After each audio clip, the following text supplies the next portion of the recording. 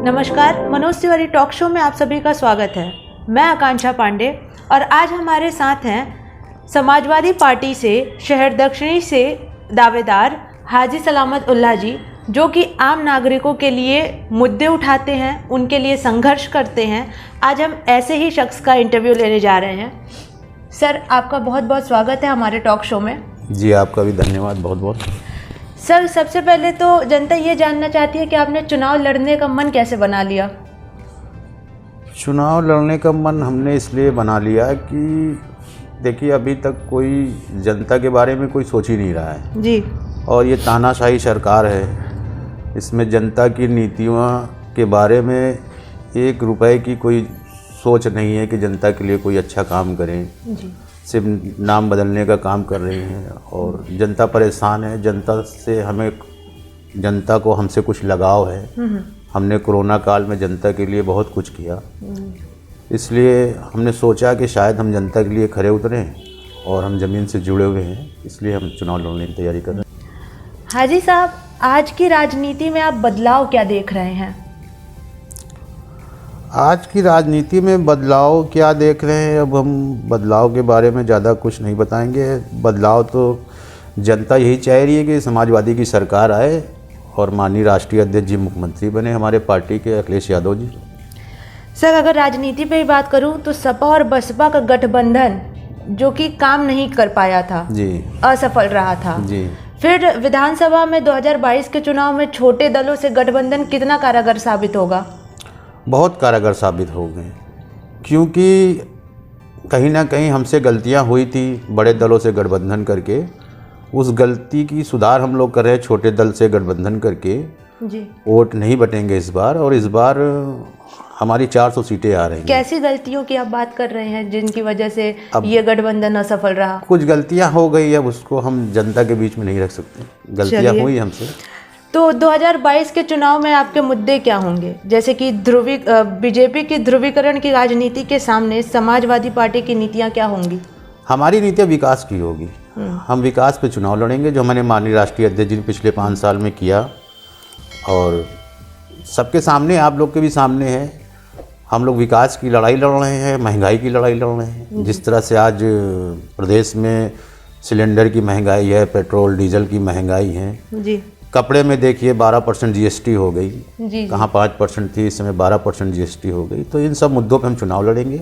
महंगाई हमारा मेन मुद्दा है, विकास मुद्दा है, इस पे चुनाव लड़ेंगे। बीजेपी समाजवादी पार्टी पे तुष्टीकरण के आरोप लगाते आई है, तो 2022 में इसका कितना डर बना रहेगा? कुछ डर नहीं रहेगा, हम अपने मुद्दे पे रहेंगे और बीजेपी को जो कहना है वो कहती रहे, आरोप लगाती रहे। तो आरोप का दौर है, चुनाव करीब आ गया है। कहीं हिंदू, कहीं मुसलमान, कहीं पाकिस्तान, कहीं हिंदुस्तान, ये सब चलता रहेगा। सर, क्या ये बिना हिंदू मुसलमान की ये राजनीति नहीं की जा सकती है क्या? नहीं, हिंदू मुसलमान तो यही कर रहे हैं और ये करते रहेंगे, लेकिन जनता जागरूक है। जनता बेरोजगारी पे वोट करेगी, महंगाई पे वोट करेगी और सब जान गए, हिंदू भाई भी जान गए, मुसलमान भाई भी जान गए हैं बीजेपी को। हर एंगल से बीजेपी को परख लिया है और अब इस बार सिर्फ और सिर्फ समाजवादी की साइकिल चलेगी। अच्छा, तो अगर आपकी ही विधानसभा ये शहर दक्षिणी की बात करूं, जी, तो आप शहर दक्षिणी में क्या समस्याएं देखते हैं? जनता की बहुत सारी समस्या है, पानी की है, बिजली की है, सड़कों की समस्या है। गड्ढा मुक्त सरकार चिल्ला रहे थे, आप खुद ही आई होंगी हमारे दरवाजे तक जब आए तो रास्ते में देखा, ये करेली की रोडें काफ़ी ख़राब है। बहुत ख़राब है, पूरे शहर दक्षिणी की रोड ख़राब है। और दक्षिणी की बात मैं नहीं कर रहा हूँ, पूरे प्रयागराज की बात कर रहा हूँ। आपको अगर वक्त मिले तो आप अपने कैमरे को घुमाइएगा। जी। दक्षिणी और प्रयागराज में मेन रोडें, गली, जब मेन रोडों की ये हाल है, गली की तो बात छोड़ दीजिए। और जबकि यहाँ का विधायक भी जो है भाजपा का है और मेयर भी भाजपा के ही हैं, पति पत्नी है, लेकिन किसी तरह का कोई विकास नहीं। सर, आप हर मुद्दे पे, आम लोगों के मुद्दे पे आवाज़ उठाते हैं, तो यहाँ की सड़कें इतनी ख़राब हैं, आपने उसके लिए कभी क्यों नहीं आवाज़ उठाई? कई मरतबा उठाया हमने। अच्छा। मेयर साहब से भी हम मिले, जाके व्यक्तिगत बात किया उन्होंने जी। लेकिन उन्होंने कहा कि बस हुल्ला हवाली, हवा में वादे करके रख दिया। जो है उन्होंने कोई काम किया नहीं। एक ट्यूबवेल के लिए हमने उनको प्रार्थना पत्र दिया था, रिक्वेस्ट पत्र दिया था, उसमें भी उन्होंने हिल्ला हवाली किया। अभी हमारे करेली में कब्रिस्तान है, कब्रिस्तान के बगल में कम से कम 200 घरों की आबादी है जहाँ आज भी पानी नहीं पहुँच रहा है। अच्छा वहाँ आप सर्वे कर लीजिएगा, पानी की बहुत बड़ी समस्या है जी। लेकिन इन्होंने हमेशा जो हिल्लावाली करके टाल दिया। सर, शहर दक्षिणी के जो विधायक हैं वो कैबिनेट मंत्री भी हैं। जी जी। वो कहते हैं कि उन्होंने बहुत विकास किया है जी। कितना संतुष्ट हैं आप इनकी बात से? अब विकास किया है तो दिखाइए विकास जनता को, आप उनका किया हुआ विकास दिखाइए। उन्होंने सिर्फ पीले को नीला, नीले को पीला किया है, सिर्फ नाम बदला है, कलर बदला है और हूटर बजाया है, इसके अलावा कोई काम नहीं हालांकि किया। वो ये भी कहते हैं कि शहर दक्षिणी में हर 10वें घर में उनके सपोर्टर्स हैं। ऐसा कुछ ऐसे नहीं। में आप अपने आप को कितना मजबूत पाते हैं? बहुत यहाँ पे? मजबूत, बहुत मजबूत समझते हैं। इस बार नंदी जी को हम चित करेंगे अच्छा दक्षिणी में। जी ये आप उनसे जाके अभी आप उनसे भी मिलेंगे मुझे मालूम है, जी। तो बता दीजिएगा। सलामतुल्लाह ने कहा है कि इस बार वो अखाड़े में काम चित ही है होंगे। सभी नेताओं से मिलना। बिल्कुल बिल्कुल मिलिए आप, बिल्कुल आपका स्वागत है, आप सबसे मिलिए। और हमने भी जो अखाड़े में पैर रख दिया है तो फिर चित तो करेंगे नंदी जी को। तो सर, प्रदेश सरकार ये भी कहती है कि उन्होंने कानून व्यवस्था बहुत टाइट कर रखी है जी, बहुत दुरुस्त कर रखी है। ऐसे में समाजवादी पार्टी इस पे क्या कहना चाहेगी? अब कानून व्यवस्था कितना टाइट है आप अब इसी से पता कर लीजिए कि अभी 4 हत्याएं हो गई गंगा पार में। जी। सामूहिक हत्या, ये पहली हत्या तो हुई नहीं। और जब भी किसी मुलजिम को इन्होंने पकड़ा है पुरानी रंजिश में पकड़ा है। जी। नई कोई रंजिश है नहीं, मारने वाला वो व्यक्ति होगा जिसकी पुरानी रंजिश होगी कि कोई और होगा। ये तो कोई गैंग बना के हत्याएं कर रहा है और वहाँ तक प्रशासन और शासन प्रशासन पुलिस प्रशासन वहाँ तक पहुँच नहीं रही है। बीजेपी ढाक रही है, तुरंत जो है किसी नए पुराने विवाद को ले आके गिरफ्तारी करके ढाक देती है। तो अब आप उसी से देखिए कि कितने अच्छे हैं, कितने अच्छा शासन है, कितनी सरकार है। हत्याएं पे हत्याएं हो रही है और आपके हिसाब से ये सिर्फ हवा में बातें हैं? सिर्फ हवा में बात है और वो आपके सामने ही है जी। आपको भी मालूम है कि ये लोग हवा में बात कर रहे हैं। सर, शहर दक्षिणी में कई दावेदार हैं जी, तो लेकिन टिकट एक ही को किसी को मिलनी है। बेशक, इतने में आप अपने आप को कितना मजबूत पाते हैं? हम प्रबल दावेदारों में हैं। हमने काम किया है जनता के बीच में, चाहे वो लॉकडाउन का वक्त हो, चाहे बाढ़ का वक्त हो, ऐसे भी कोई भी आपदा बीमारी हो, और जितनी कभी भी कोई भी समस्या जनता के बीच में ही हम जनता के साथ हैं। आप जनता से खुद पूछिए, भाई दही वाला तो अपनी दही को खट्टी कहेगा नहीं। जी जी। लेकिन मैं आपसे कह रहा हूँ कि आप हमारे क्षेत्र में निकलिए और हमारी जनता से पूछिए। अगर जनता कहती है कि सलामतुल्लाह को राष्ट्रीय अध्यक्ष जी टिकट दें, जी। सलामतुल्लाह विधायकी का चुनाव शहर दक्षिणी लड़े, तो राष्ट्रीय अध्यक्ष जी को हम पर विश्वास करना चाहिए। और नहीं राष्ट्रीय अध्यक्ष जी को अगर नहीं विश्वास है तो भी हम पार्टी में रहेंगे, पार्टी का कार्य करेंगे, सरकार बनाएंगे। पार्टी जिसको, हमारे राष्ट्रीय अध्यक्ष जी का जिसको आशीर्वाद मिलेगा हम उसको विधायक बनाएंगे। ऐसे में गुटबंदी के भी चांसेस हो जाते हैं? नहीं, हमारी पार्टी में कोई गुटबंदी नहीं है, सब एक हैं हम लोग और ईमानदारी से हम लोग मेहनत कर रहे हैं। माननीय राष्ट्रीय अध्यक्ष जी के संदेश को जन जन तक पहुंचा रहे हैं, हर बूथ पे हम लोग जा रहे हैं। तो ये माना जाए कि आप परवेज टंकी जी की जगह ले लेंगे? अब परवेश टंकी जी की जगह नहीं लेंगे, हम विधायक बनेंगे। परवेश टंकी हैं, हमको विधायक बनना है और जनता का प्यार आशीर्वाद और उनकी दुआ रही, अल्लाह का करम रहा तो इंशाल्लाह शहर दक्षिणी के हम विधायक बनेंगे। हाजी साहब, रोजगार, शिक्षा और महंगाई, ये 3 मुद्दे होते हैं चुनाव में। तो सबसे पहले अगर मैं बात करूं रोजगार की, तो रोजगार पे आपकी क्या रणनीति होगी?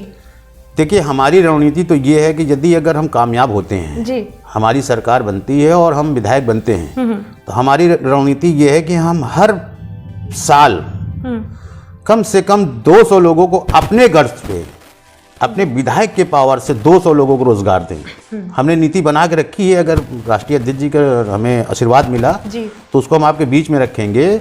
हर साल हम 200 लोगों को रोजगार देंगे, ये मेरा वादा है। क्षेत्र की जनता से कम इतने पैसे उनके पास आएंगे जिससे उनका पालन पोषण हो सके।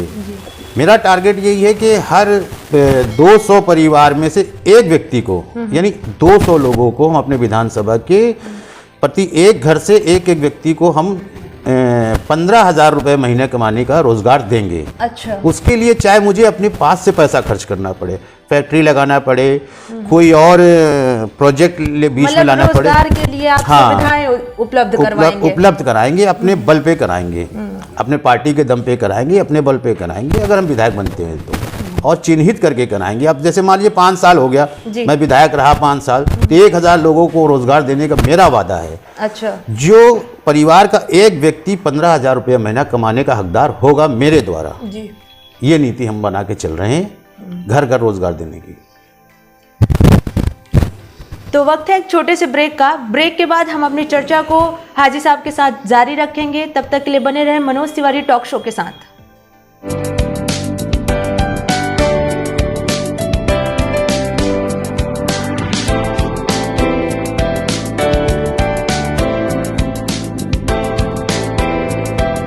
ब्रेक के बाद आप सभी का एक बार फिर से स्वागत है। हम अपनी चर्चा को हाजी साहब के साथ आगे बढ़ाते हैं। सर, 2022 के चुनाव में आप क्या बदलाव देखते हैं या क्या बदलाव ला पाएंगे जिससे समाजवादी पार्टी की सफलता और बढ़ जाए? देखिए, बदलाव तो हमारे राष्ट्रीय अध्यक्ष जी माननीय श्री अखिलेश यादव जी ला रहे हैं। हमारी सरकार बन रही है, बदलाव सारे चीज़ों को हम बदलेंगे। जितनी भी गलत नीतियां हैं भाजपा की, उन सबको बदल देंगे हम वो नीतियां लाएंगे जिससे जनता का फायदा हो, जनता तरक्की करे, जनता को रोजगार मिले, वो बदलाव हम लाएंगे। अपनी नीतियां जो आपके पहले आप जब सरकार में थे तो उन नीतियों को आप कैसे इस बार इस्टेब्लिश करेंगे या उनमें कौन से बदलाव लाएंगे? जैसे ये बदलाव ला रहे हैं वैसे हम बदलाव लाएंगे। ये गलत बदलाव ला रहे हैं, हम सही बदलाव लाएंगे। चलिए ठीक है सर। अक्सर होता क्या है सर कि नेता लोग अपने वादे तो करते हैं चुनाव में आने के लिए, जी। आ भी जाते हैं और आने के बाद भूल जाते हैं अपने वादे। जी। तो आपके बारे में ये बात कितनी सच साबित होगी? अभी देखिए, आपने एक बहुत बड़ा वादा किया है कि आप अपने जेब से पैसे खर्च करेंगे रोजगार देने के लिए। अब वो तो देखिए, हमारे क्षेत्र में आप जाइए। जी। मुझे मालूम तो था नहीं कि मुझे शायद दक्षिणी चुनाव लड़ना है या मुझे आवेदन करना है। आप मेरी जनता से पूछिए, अगर हमने जनता के लिए किया होगा काम तो जनता मेरे साथ है। मैंने जनता के लिए किया, उस भरोसे मैं आज शायद दक्षिणी से आवेदन करके आया हूँ और उम्मीद है कि जनता भी हमारा साथ देगी। और जनता से मैंने जब जो भी वादा किया है मैंने पूरा किया और ये भी पूरा करूँगा। हाजी साहब, चुनावी क्षेत्र में मीडिया का एक अहम भूमिका होती है। जी। तो आपके हिसाब से मीडिया का क्या रोल आपको समझ में आता है?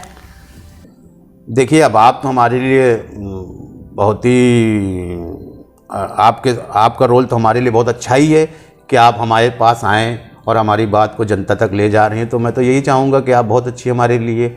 और मीडिया भाई कौन है, क्या कर रहे हैं, उनके बारे में क्या बोल सकता हूँ? मैं तो आप ही की तारीफ कर सकता हूँ। जी। सर, राजनीति में गिरावट बहुत सारी आ चुकी है, तो इसका आप मेन कारण किसको मानते हैं राजनीति में गिरावट लाने का? किस तरह की गिरावट? तब राजनीति में गिरावट एक तरीके से देखिए तो चाहे विधायक हों, वो विधायक बनने के बाद अपना काम भूल जाते हैं, नेता अपने वादे करने के बाद भूल जाते हैं। जी। और भी ऐसे कई चीजें हैं जिससे एक अगर हम राजनीति की बात करें तो एक दिमाग में ये हो जाता है कि अरे राजनीति है ये। देखिए, जनता बहुत जागरूक है प्रदेश की, हिंदुस्तान की जनता पढ़ी लिखी हो गई है। बहुत कम लोग कम पढ़े लिखे हैं, ज़्यादातर लोग हमारे हिंदुस्तान के पढ़ लिख लिए हैं, वो जागरूक हो गए हैं। देखिए, जनता को अगर आप बेवकूफ़ बनाएंगे तो सिर्फ 5 साल, जनता की आयु 60 साल, 100 साल, 80 साल, 90 साल होती है। तो जनता ही मेन है। आज आपने बेवकूफ़ बनाया, कल आपको ठोकर मार देगी। भाजपा वाले हमारी जनता को बेवकूफ़ बना रहे हैं। देखिए, ठोकर पे ठोकर मार रहे हैं। हमारे माननीय राष्ट्रीय अध्यक्ष जी जो है सुबह 10 बजे निकलते हैं, रात को 10 बजे, फिर सुबह 4 बजे। पता नहीं राष्ट्रीय अध्यक्ष जी सो रहे हैं कि नहीं सो रहे हैं रथ पे जो है। और उनके साथ साथ जनता भी नहीं सो रही है। जब माननीय राष्ट्रीय अध्यक्ष जी जनता से कहते हैं कि आप अपने घर जाइए, अपने जगहों पे जाइए, विराम करिए, आराम करिए, तब जाके पब्लिक जाती है। उसके बाद भी इंतज़ार कर रही है सारी रात। तो ये जनता का बदलाव है। और जनता ये भी जानना चाहती है सर कि समाजवादी पार्टी अपने में कैसा बदलाव लाने को आई है? समाजवादी पार्टी बदलाव तो अब जब सरकार हमारी बनेगी तभी हम दिखा पाएंगे। और फिर भी एक होता है ना सर कि हम कुछ तो बताते हैं लोगों को कि हाँ हम अपने में ये बदलाव लाएंगे, आप हमें वोट करें, कुछ ऐसा। भाई, जितनी गलतफहमियां इन लोगों ने फैलाई है उन सबको हम लोग दूर करेंगे। सर, अगर आप शहर दक्षिणी से विधायक बनते हैं तो आपका पहला कदम क्या होगा शहर दक्षिणी के लिए? शहर दक्षिणी के लिए सबसे पहला कदम होगा सुंदरीकरण, लाइट की समस्या को दूर करेंगे।